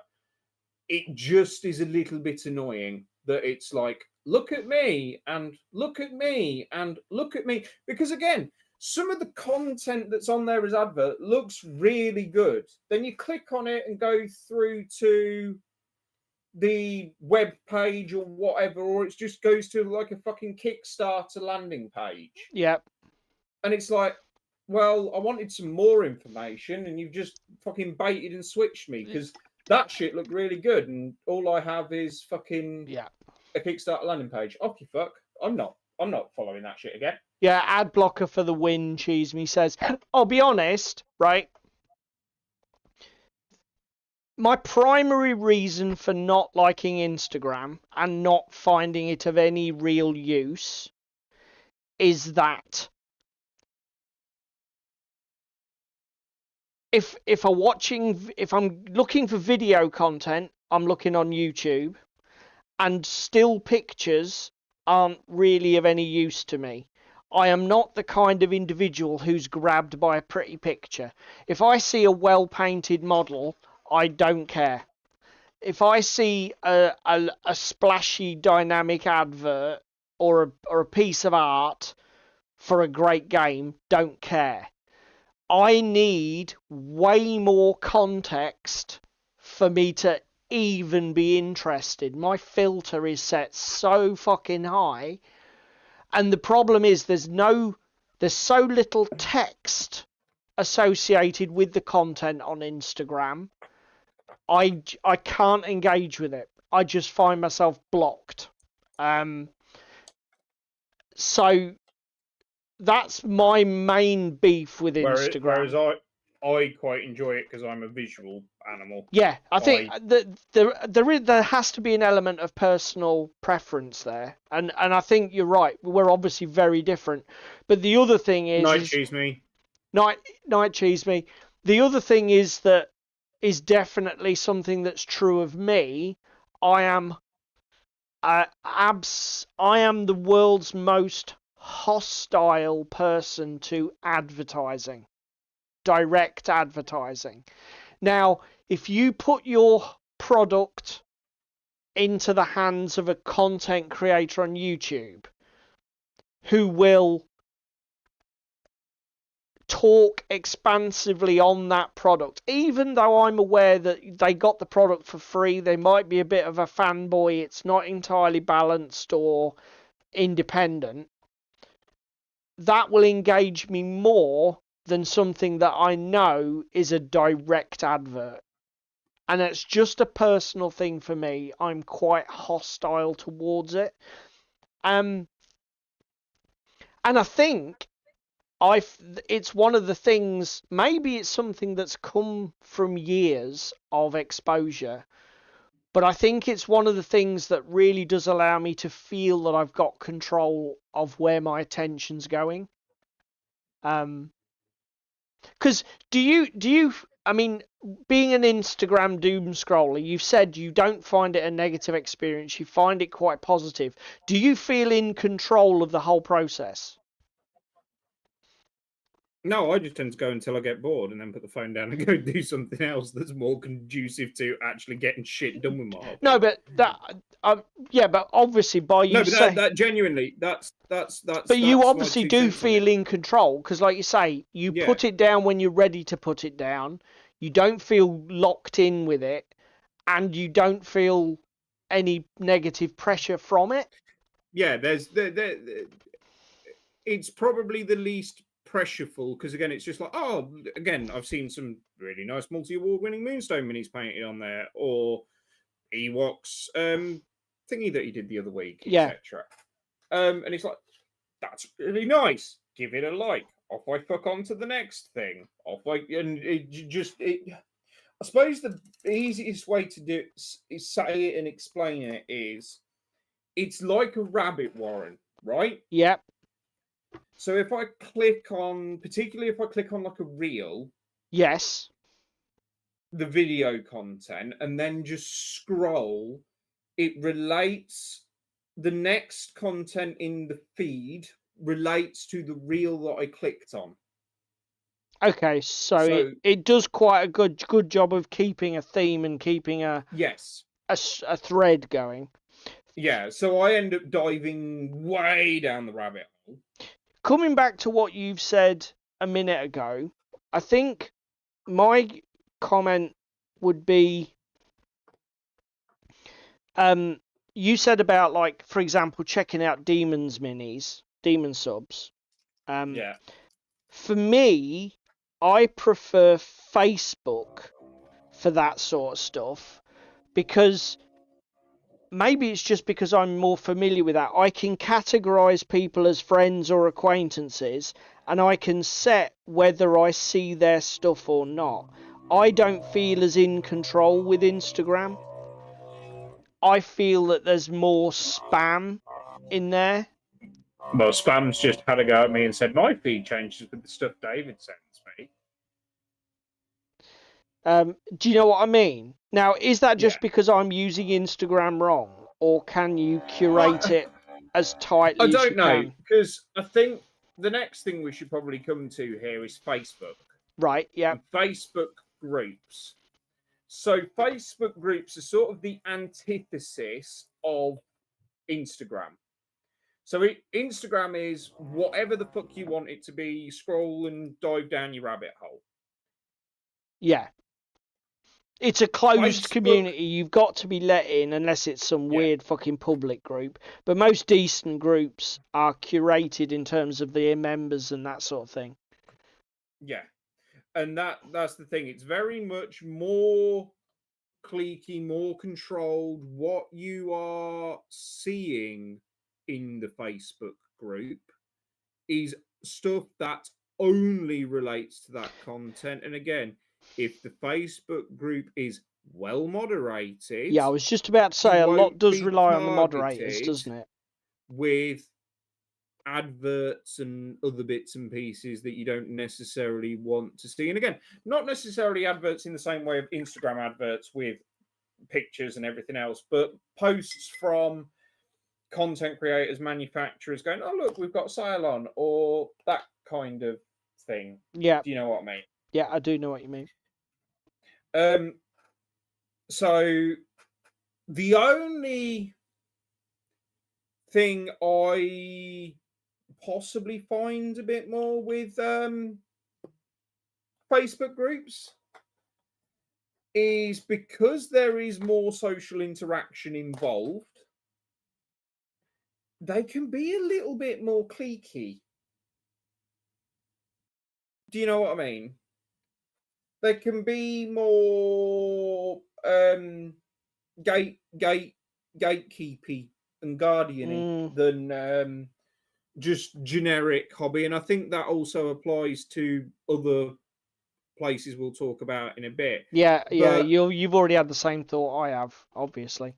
I it's I think it comes back to what you said a minute ago, that the issue with Facebook groups, I'm a massive fan of Facebook groups, but then again, I like everything very compartmentalized, and if I'm looking for something, I like to know what I'm going to get. I don't like a lot of noise. but can So, we just but mention here yeah, Facebook posts and them just disappearing into the ether of a that group? is another fair comment, which is that of all the platforms, Facebook is the shittest. If you've seen something that was great and you want to find it 3 months later, good luck. Yeah, good luck with that. That's not going to happen. And that is a bit of an issue. Well, more than a bit of an issue. But as I say, it all comes down to moderators with Facebook groups. The other thing that Facebook I like as well is because you can categorize everything obviously you've got groups, but you've also got individuals, and you can categorize individuals into various boxes. You can segregate the sort of circles of your life quite well. Say for example, you've got gamer friends. You could even sort of like create a little group of friends called Carnivale Gamers and put them all in that group. It's got some really nice tools like that. But again, I find the advertising load is way lower than Insta, which suits me down to the ground. Save it for Brokeback. Trevor is getting on Brokeback. Oh, fucking hell, look at Ewok's comment. Oh dear. Oh, shots fired. Which brings us to Discord, doesn't it? Because I think Discord is the way you've just described Facebook groups, but on steroids. Yeah, so little bit of a backstory on this one. I'm a Discord whore. I have a problem. I'm a member of 45 different servers. There we go. I said it. I'm sure there's people who can probably smash those amateur numbers, though, mate. To be fair. No, but I'm just speaking out loud here. Yeah. So the thing I find a lot with Discord is the notifications. The notification pinging and everything else can be a little bit incessant, particularly if you're in a server and it's got, like, for example, a welcome channel, a channel where people are painting miniatures, a channel for 2 or 3 different games rules and their discussions, etc. Do you know what I mean? Soon I tell you what, though, a server that's got, say, 10, 15 channels, and some of these servers have thousands of people in it. Yeah, the only thing I will say in Discord's defense is you can turn off notifications for channels. This is literally where I'm just about to go to. I think I'm only a member of about 8 or 10, and I literally only have notifications set on probably 1 or 2 channels in each.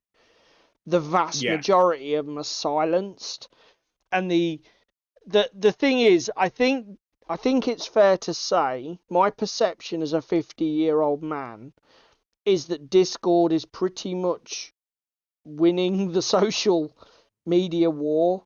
I think Discord is becoming one of the platforms, particularly in our hobby. Yeah, your ability to share any kind of media, pretty much.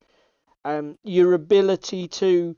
The ability for somebody who runs a server to curate the membership, create the way content is subdivided. Again, what's it called?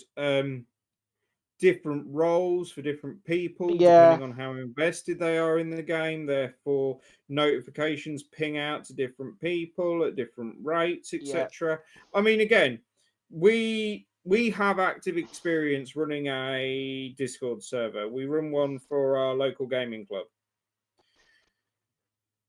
Since we got the Discord server for the local gaming club, how often have we posted to Facebook?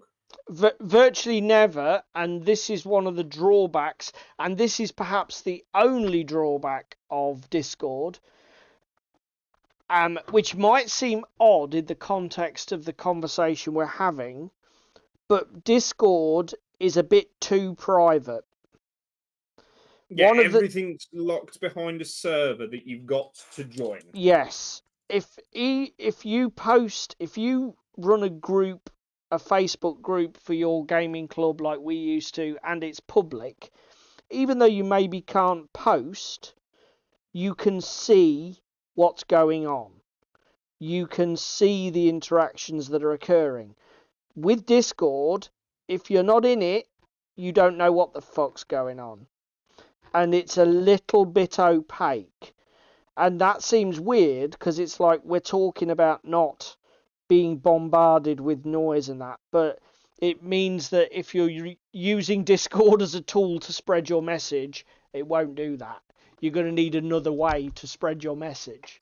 And again, the other thing is, there's all well and good spreading your message, but again, certain people may have channels turned off, etc. So even if you're a game developer, we're having some fucking confusion about Brokeback X Discord in the chat. What the fuck?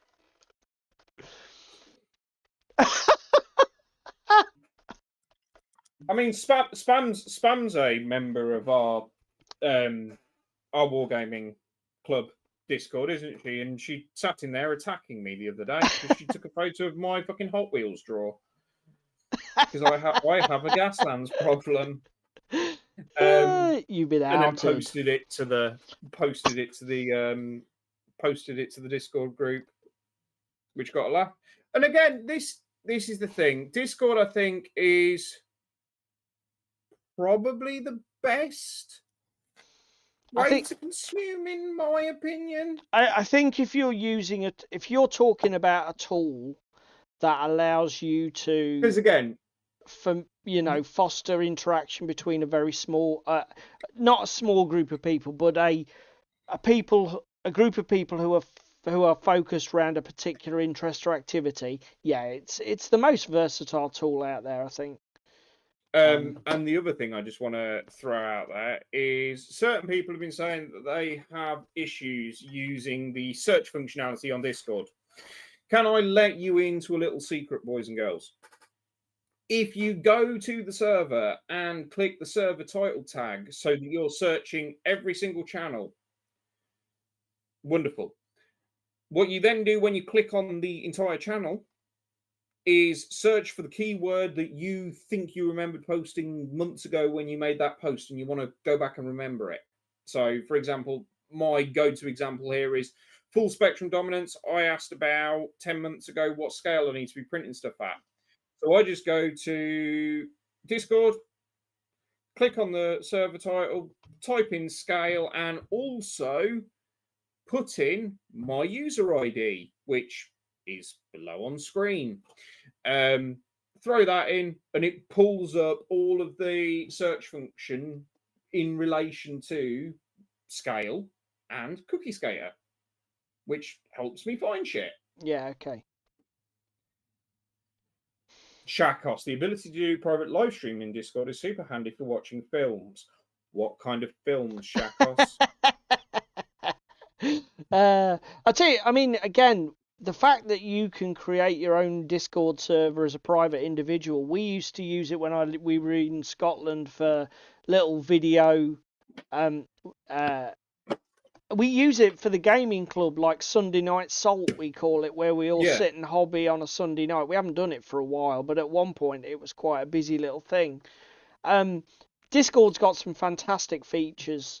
I mean, you could say, you could do the same thing, create a messenger group and get everybody in, blah, blah, blah.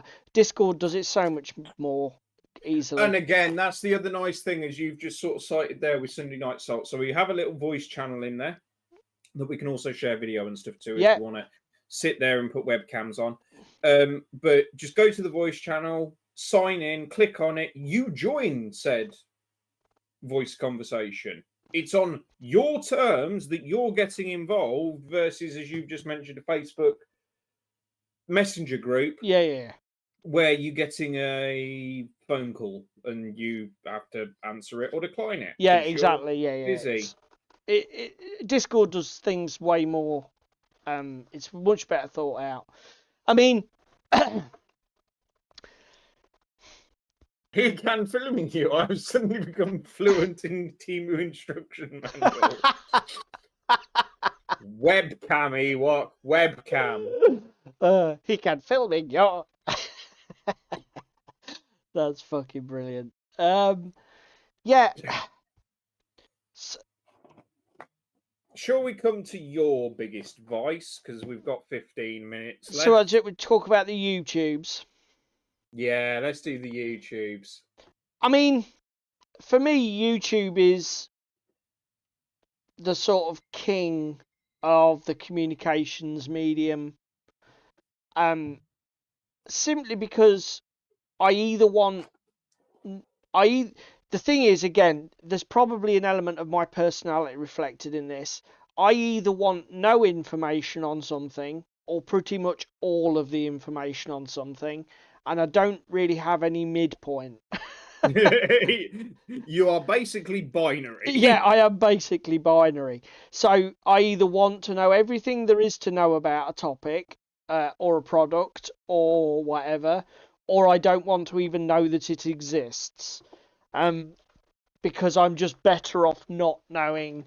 Not knowing doesn't doesn't worry me. So for me, I think that's where YouTube wins. I know that in your home feed you get some advertisement, basically they're sort of like sponsored videos that are just not fucking relevant.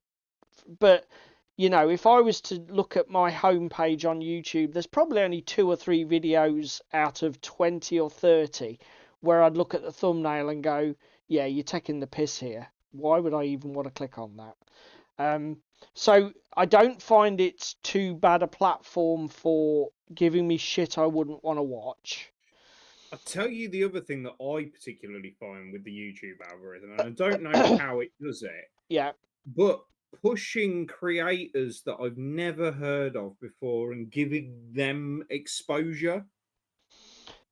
I don't know how you find it in your algorithm. I would agree with you. Now, if you watch any of the established channels, one of the most often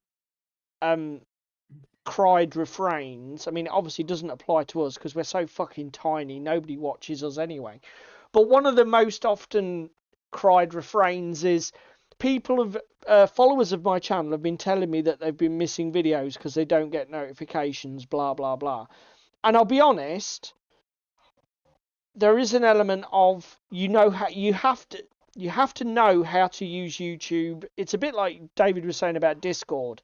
If you want to see every video by somebody you're subscribed to, go to your subscriptions feed or go to the list of your subscribed channel, click on it, and then click on his videos. I agree, like, even the people I'm subscribed to will not appear on my landing page, my home page as I call it. It'll probably be about 1/3 subscribed video channels and 2/3 random shit that's either adjacent or related. And I think that's a good thing because I'm smart enough to realise if I say, for example, one of the channels I watch pretty much everything he does is, I don't know how to pronounce his name and I apologise if I butcher this, Seth Sorkowski, who does role-playing videos. So he does videos on Dungeons and Dragons, Call of Cthulhu, Traveller, less than D&D, but more Call of Cthulhu and Traveller, and general dungeon mastering tips. I like his style, and I watch. I've just seen Ewok's comments. No. I watch pretty much everything he makes, but if I go a couple of weeks and think I haven't seen a video from Seth, I just go to my sidebar, click on his name, and go to his video feed and see which ones don't have a red bar under them for me having watched them. Do you know what I mean? It's like, I think there's an element of content creators need to accept the fact that if people are not choosing to seek your content out, maybe they weren't that enamored with it. This is true. Do you know what I mean? It's like, I am brutally aware of it because I make content for YouTube and nobody watches it. But, you got to put your big boy pants on. But as I say, for me, YouTube is the platform of choice because the other thing is, I do like the video audio delivery system because it allows people to put. Again, the only thing I find with that, Go on, push back. I like. So I consume YouTube videos, particularly while I'm at work, as a audio feed. So I have them on in the background, and because I don't pay for any YouTube Premium, Yeah, etc., it's just sat on my desk, screen side down, playing through my headphones. Yes. That's how I consume a lot of my YouTube Ding my content. dong. But because I consume my YouTube content like that, it's a bit weird. Like I don't get the full audio visual experience like you're saying about. Do you know what I mean? Yeah. I think a lot. Just I to suppose that's one we've not touched on. What's that? Podcasts. To be fair, do you consume any podcasts though? I consume a few. Rule of Carnage. Okay, because I essentially don't. I did do Ash Barker's Infinity ones were so good. I did those or listened to those, but I generally don't do audio only content. I don't know why. It's just something I've never done. Paul's a visual beast when he's getting off, boys and girls. Just Well, saying. even I just don't do it. I don't explore. You're not making this any better for yourself, mate. Just put the spade down. I was going to say allotment dogging. I think is like any other kind of dogging, but you have to do it with a trowel in your hand.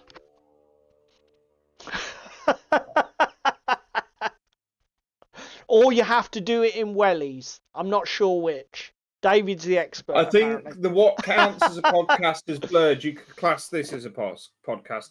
Yeah, and again, you don't have That to is watch very our, true. That is very true. You don't have to watch our ugly mugs just because you're here listening to the channel. Yeah. We would appreciate an audio only experience. Yeah. Because we do give you some ASMR occasionally as well, boys and girls. Yeah. I mean, as I say, I think the main issue is just that I have never explored a podcast only channel or delivery system. I mean, I am a Spotify subscriber, but when I kick open Spotify and I see my heavy metal music feed, I'll dive into that. I mean, I don't even look for podcasts. I suppose that's the thing. Like a lot of the podcasts now are also being done as YouTube videos. Yeah. Rule of Carnage is another one where it's a YouTube video come podcast. Yeah. And like you say, I watch the video on YouTube, but not listen to the podcast on Spotify. Whatever. It's a thing. I think a lot of it depends on oral. who you are, what you're doing, and again. Oh no, not the oral confusion again. I've just kind of hit the nail on the head here. What's that? You don't have to be. We've only got 5 fucking minutes. What happened? I know, mate. What happened to the time? You don't have to be hobbying when you're consuming your hobby content. No. We've mentioned me doom scrolling, and I think this is the biggest thing that we're going to come and mention here right now. Yeah, let's conclude. I do like Yorkshire Gamers stuff, to be fair. Consumption should be under your control. Whether that be through opening Instagram, opening Spotify, listening to an app, opening YouTube to sit down and stick it on in the background while you're painting something as inspiration or whatever, fine. But that should be on you and your terms. You shouldn't be being forced to watch stuff you don't enjoy, have things recommended to you that you don't enjoy. Again, have negative interactions with people in the community. Again, if it's clicky, all that kind of thing. Do you know what I mean? Knowing where to draw a line. Yeah. And when enough is enough for you, and to take a step back and out of it. Yep. Is enough. And I think the other thing that we haven't mentioned as part of this, and it was on the list for a long time. We've sort of touched on it in dribs and drabs throughout, is the fact that everything's so voraciously consumer driven and consumer focused now. Everything is 24/7 available. Everyone can Yeah. open Instagram at fucking 3 o'clock in the morning Yeah. and find Yeah. out the next big thing. Wonderful. That's Fine, actually a whatever. huge point that we forgot to mention, actually.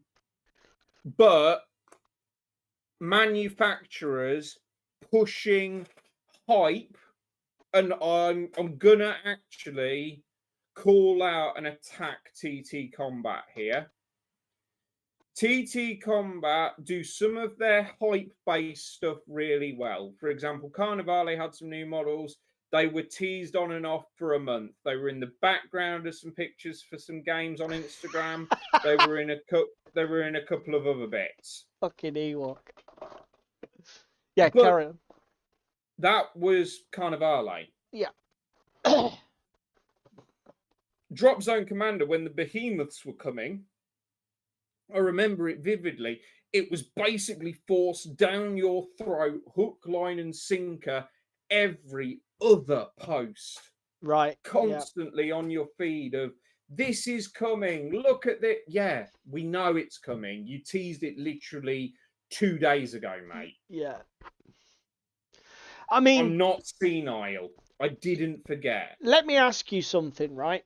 I would say, on balance, you and I are both fairly confident in the way we consume all sorts of social media, the way we consume advertising, and the way that we do our hobby. We did say this year we felt a bit overwhelmed, but I think that's just because we've got to that point where we've dipped our toes into too many ponds. But can you think of any instances where you didn't see an advert for something, or you didn't pursue? Shit, I've just realised something based on an advert. What? This is fucking prime example. I haven't got the Scarlet Kingdom fucking thing for my mini factory, so I'm off to do that right now. Okay, Because it ends today. so just explain. For... Okay, right. So that is something that you wanted to do, and you sort of like wanted to buy into, but you nearly forgot. Yeah, I may well have forgot. We'll Okay. do this live on stream, boys and girls. Okay, you carry on doing that. But my question, because after we spoke about this on Tuesday, right? And I'll keep this brief because we're coming to time. We spoke about this on Tuesday, and I tried to rack my brains and think of something that I didn't get, haven't got into, missed out on because I didn't engage with the media at the time, or it came and it went, and that I actually feel bad about it. And I couldn't think of anything.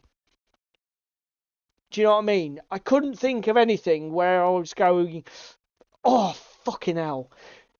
The closest I came was the Gotham City Chronicles. I missed Wave 2 of Gotham City Chronicles on Kickstarter for Monolith. And I do like the game. So I missed all of Wave 2, the Kickstarter for that. But do you know what? When they did the role-playing game, they put all of the Wave 2 stuff on the fucking Pledge Manager for anybody that missed it. So it was like, oh, well, I got it there. Can you think of anything from your point of view where you think that was something that's passed me by and it's going to haunt me? Anything at all? Don't really think so, mate. No, and I think the fact that we can say that, there is a moral there, people. Do not be afraid of just closing some of these doors, whether they be social media platform accounts you cancel, video feeds you undo, subscriptions you cancel on YouTube or whatever. Not that I want to cut my own throat here, but fear of missing out, and this is because, again, I've had 2 days of thinking about this a lot. The manipulation, the emotional manipulation of the fear of missing out by anybody in business on its customers is horrible. Don't do it. It's unpleasant. And it's the worst level of manipulation. If the only way that you can sell your product is to foster fear that somebody might miss out on something brilliant, don't even fucking go into business. It's an awful way to look at your customers, and it's an awful way to treat people in general. Not targeting anyone specific, obviously. Games Workshop. I don't necessarily know that it is just Games Workshop and kicking that puppy, though. No, I think Ewoks. I think everyone and anybody who's successful on Kickstarter probably is a bad example of this. Ewok says. I think the point being here, if you see it, if you spot it, and again, we're gaming as a group. Let's support each other through decisions we've made. If people don't want spamming like some sort of crack dealer, I will make a conscious effort to stop spamming them. Honest, governor. Yeah, we can tell. Fucking hell. Yeah, I think if we've got a parting message, it's that. If you feel that, if you feel you're not in control of your hobby, watch 52 Miniatures take on it. And I strongly recommend that you just get control back. I think you will enjoy your leisure activity, whatever that leisure activity is, board gaming, role-playing, miniature wargaming, any tabletop gaming. I mean, again, how people stay in Magic the Gathering now. Couldn't do it. Absolutely couldn't fucking do it. Just... And don't be anxious. Yeah? Because... you know, we've been none of it matters that much. And do you know what? Life goes on. I was about to say, know when to pull the life support plug. Yeah. As Death said, plugged in pull constantly. the plug. One from the 80s there. One for the kids. You're showing your age, as mate. Jerry You're would say, why don't you pull the plug? My death metal voice. My best, was it Dirk Schuldiner? Whatever the guitarist from Death was called. Somebody correct me in the comments. Anyway, should we call it, mate?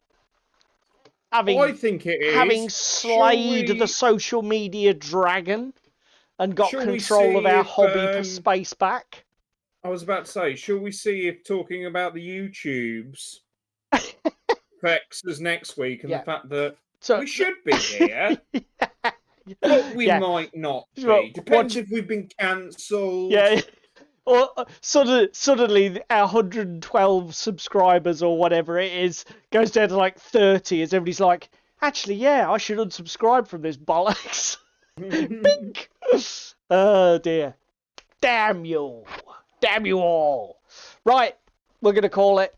Thank you very much to everybody who was here in the chat tonight. Obviously, you guys are so special to us. You make the evening what it is. And we are ever so grateful for all the interaction. If you're watching us later on YouTube, you're just as treasured. Thank you very much. If you can do only one thing after your interaction with us, whether it be live or later, please click the like button. It's just a simple mouse click, but it means a lot to us. If you want to do any of the other stuff, share, comment, subscribe, do what you want. Do what... Interact I know, and do you know what? I don't feel fucking guilty at all about saying this. Do you know what? Interact with this channel to the level and the degree that you want to interact with this channel. If you don't want to subscribe to us, that's fine. Because We're it's not here holding a your gun to your head. experience. It's your experience. You It's do your you. enjoyment. This is not my day job. We've just spent an hour talking to you about social media. Yep. Get from it what you want, boys and Yep. girls. Night. See you later.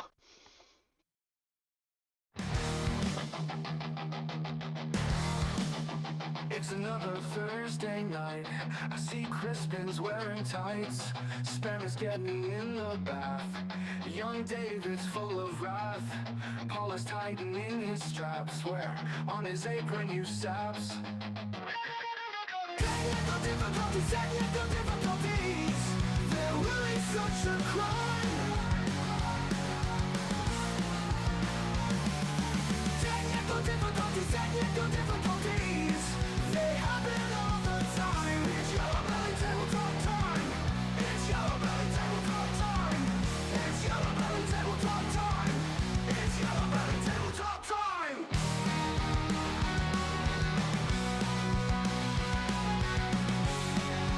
Yellow Belly Tabletop time.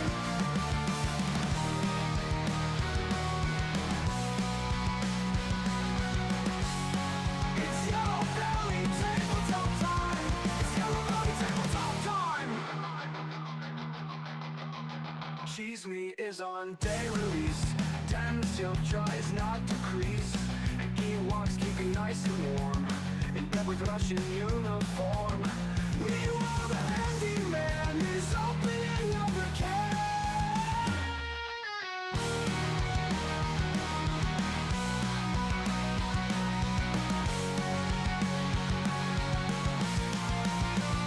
Technical difficulties, technical difficulties. They're really such a crime. Technical difficulties, technical difficulties. They happen all the time. It's Yellow Belly Tabletop time. It's Yellow Belly Tabletop time. It's Yellow Belly Tabletop time. It's Yellow Belly Tabletop time. Cheese Me is on day release. Damn Chef tries not to crease. The Ewoks keeping nice and warm. In bed with Russian uniform. Meanwhile the handyman is opening another can.